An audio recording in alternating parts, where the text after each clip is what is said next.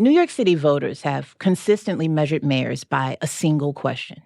Can they keep the city safe? 4 years ago, that question helped send a former police officer, Eric Adams, to City Hall. This election, polling shows public safety remains a top issue. But many voters are focused on a deeper question. What exactly does safety look like? Does it mean more officers on patrol, or more social workers answering 911 calls, or a greater focus on preventing low-level crime?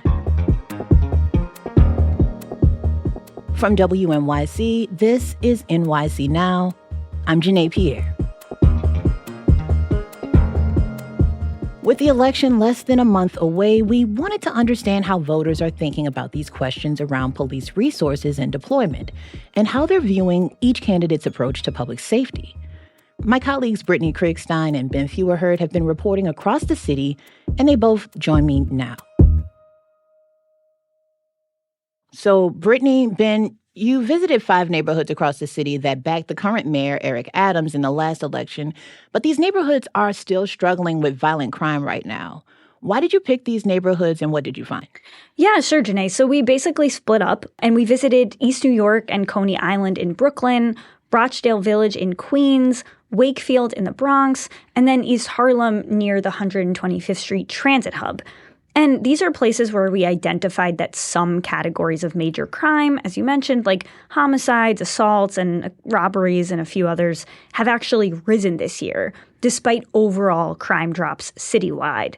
Now, it's one thing to hear New Yorkers in low-crime neighborhoods talk about public safety and policing, but oftentimes New Yorkers in what I like to call the heat of that fire have a much different take. What you mean? So picture this, Janae. If your house is in flames, you want to call firefighters right away to put it out, right? Mm-hmm. Right. So for people in those higher crime neighborhoods, calling for more police feels like a matter of survival. Exactly. That's how some New Yorkers see police. If they're directly affected or they've directly experienced gun violence or other major crimes, they often say they want more officers out and about in their communities. Yeah, so we were curious about how they might be thinking about the plans the mayoral candidates have shared for addressing public safety around the city. And just to review, Republican nominee Curtis Sliwa and independent candidate Andrew Cuomo both have public safety plans focused on police and law and order. Sliwa wants to hire 7,000 more NYPD officers and expand the department's gang and anti-crime units and focus on targeting repeat offenders. Cuomo says he'll hire 5,000 more officers and deploy them in high crime areas through what he calls precision policing. He also wants to continue the crackdown on quality of life crimes and strengthen the city's ability to commit people to mental health treatment in severe cases. Mm-hmm. And that's in pretty sharp contrast to Zohran Mamdani, who's the Democrat in the race, right? Right. Mamdani, the frontrunner, says he'll keep the department at its current headcount of about 34,000 officers while creating a new, what he calls, Department of Community Safety, which would be staffed with mental health professionals to help respond to 911 calls for someone in a mental health crisis. And to pay for this new department and new employees, Mamdani says he'll push for raising the state's corporate tax rate to match that of New Jersey. He'll also try and raise the personal income tax for the top earners in the city by 2%. Okay, so not fewer officers, just a different kind of response when it comes to mental health and homelessness. Yep, that's right. Of course, Mayor Adams dropped out of the race last month, but you have to remember he rode to City Hall in 2021 as a pro-law enforcement candidate during a time when public safety was a top issue in the city following the pandemic. Crime spiked, and Adams is a former NYPD captain himself. Right, right. So what were some of the themes that came out of these conversations you guys had?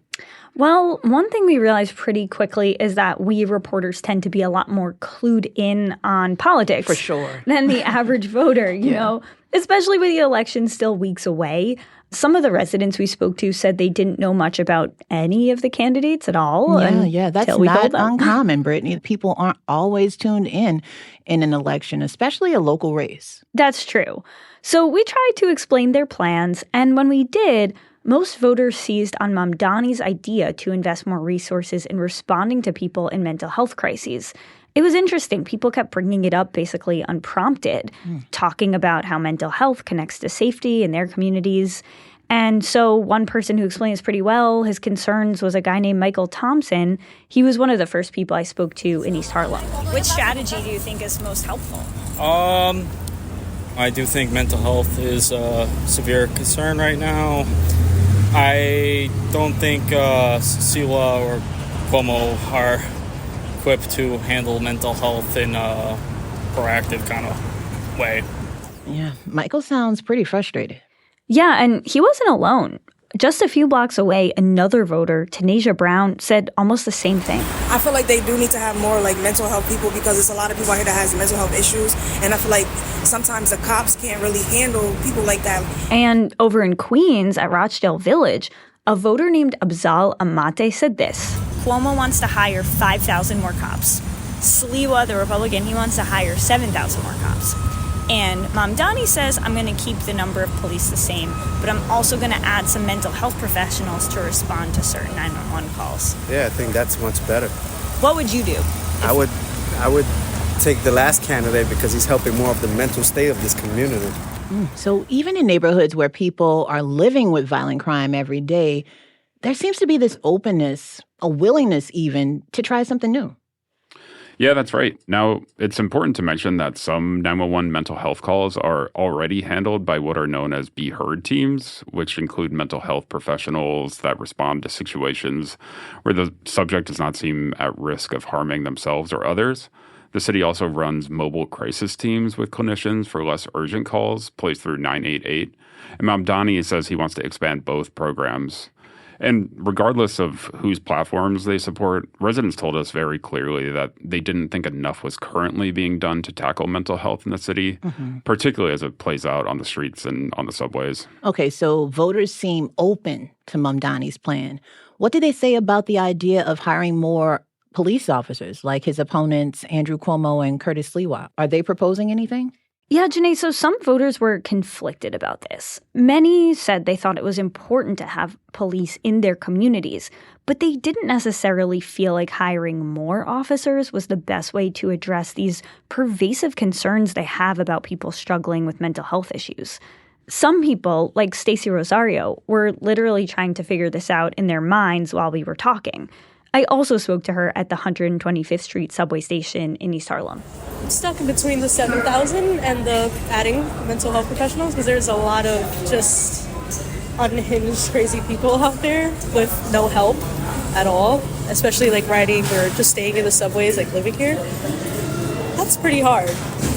So Stacey wants safety, but she's also aware that not everyone on the street needs a badge and a gun. Yeah, and that tension between wanting police but also being critical of how they respond to mental health calls came up again and again in the neighborhoods we visited. A woman named Naomi Hall in Coney Island brought up a story that really stuck with her. The cops, now you remember we had an incident where the young man had a mental issue and they killed him. Now I can see them because they did not know. They're not trained in that field of doing that. So yeah. And we also heard the same worry from Suki Ada in Coney Island. And to respond to them with force first, I don't think is a great thing. That's something Mamdani explicitly says is motivating his push for mental health professionals to handle more incidents. Here's what he says in a video about that plan. Police have a critical role to play, but right now we're relying on them to deal with the failures of our social safety net, which is preventing them from doing their actual jobs. It's one of the reasons so many crimes are left unresolved. So the question now is, could a plan like this actually work? Could New York City really move some of the responsibility for responding to mental health and homelessness calls away from police and toward trained professionals and still keep the city safe? After the break, we'll look at what it would take to pull that off and the challenges any next mayor will face trying to make it happen. We'll be right back.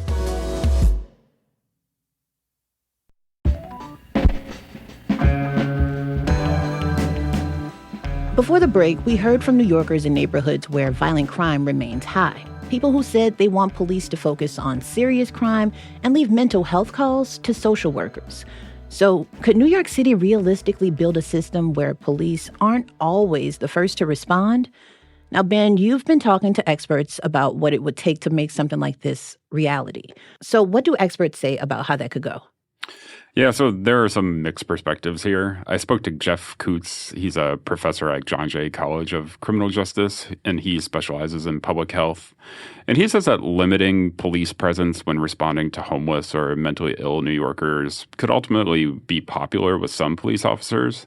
And that's because officers are often forced to deal with these situations due to what he said is insufficient investment in social services. But he adds that staffing could prove challenging because there is already a shortage of them due to a workforce crunch in public mental health workers. These types of plans and these types of programs run into the grinder is if you can't staff the program that you've designed. So even if there's support for the idea, the staffing might be the biggest roadblock. But what about the police themselves? Do they actually want this shift? Yeah, so Patrick Hengry, who's the president of the Police Benevolent Association, it's the union that represents sort of rank-and-file officers, says reassigning mental health calls won't do much to help officers' workloads because they only make up a small percentage of 911 calls that they respond to anyway. He told us in a statement that the focus should instead be on hiring and retaining police officers to keep the current headcount. He said about 300 officers a month are retiring or resigning, leaving the NYPD without enough patrol coverage in many precincts. And it's true, the NYPD has been struggling with hiring, retention, and attrition, leading the department to lower the minimum age and the required number of education credits for new officers in order to boost recruitment. It also waived testing fees and increased the number of entrance exams for a given year, which has helped increase applications. Okay, so Brittany, as we mentioned earlier, the city already responds to some mental health calls with trained clinicians.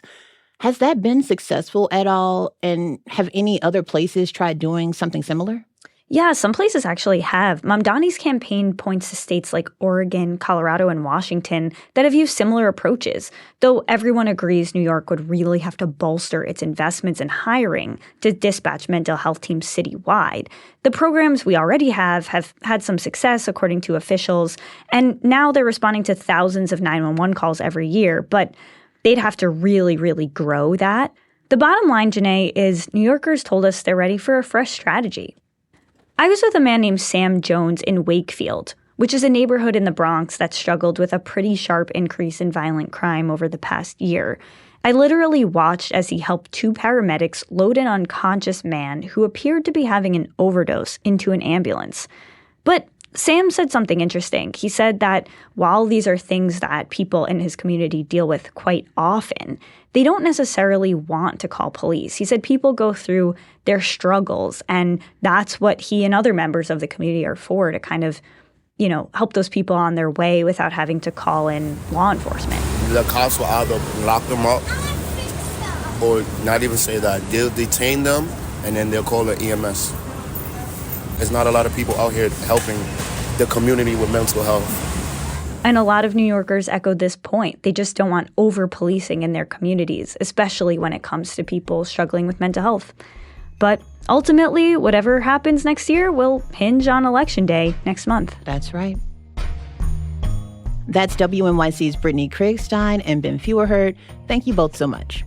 Thank you so much, Janae. Thanks a bunch. And thank you for listening to NYC Now from WNYC. If you got a mail-in ballot, send it in now. Do your thing. We'll be back on Monday.